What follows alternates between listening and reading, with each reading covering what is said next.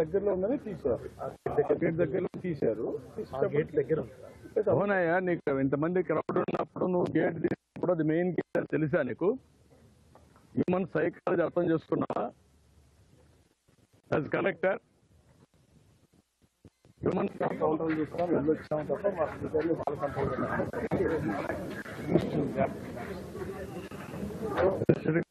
నువ్వు ప్లానింగ్ పట్టాను కదా, కూడా ఉన్నాడు ఆయన ఉన్నారు కదా, ఇద్దరు కోఆర్డినేట్ చేస్తారు. ఏదైనా ప్రాబ్లం ఉంటే చైర్మన్ ఎవరున్నారు ఇక్కడ లైన్లో ఎవరున్నారు?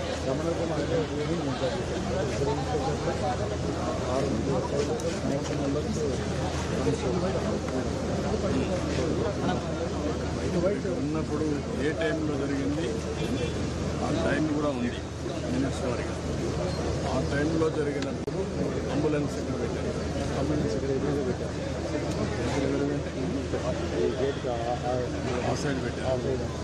ఈ గేట్ కాబట్టి ఎన్ని గంటలకు చనిపోయిన తర్వాత షిఫ్ట్ చేశారు?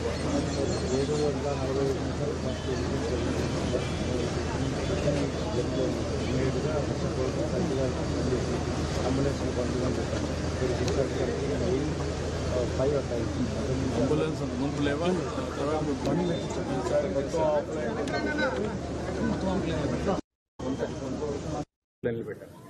1.4 lakhs ఆన్లైన్, రఫ్లీ అబౌట్ 4 lakhs ఆఫ్లైన్ సార్.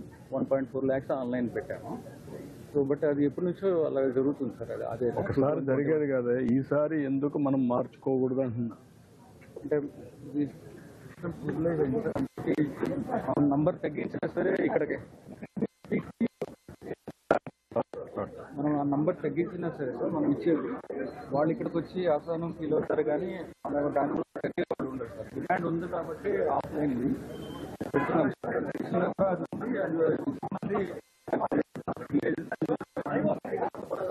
అప్పుడే ఫుడ్ అందరు తిన్నారు, సో దే ఆర్ వెయిటింగ్ అని చెప్పి 20 minutes బ్యాక్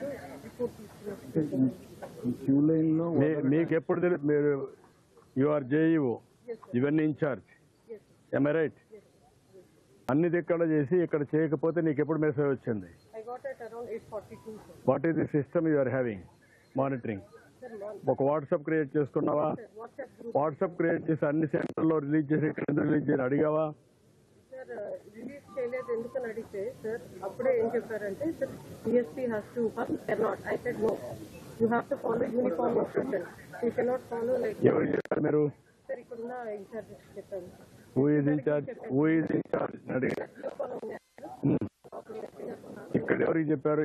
ఈ సైట్ లో మీ మనుషులు ఇద్దరు, మీ మనిషి కూడా ఉన్నాడు కదా.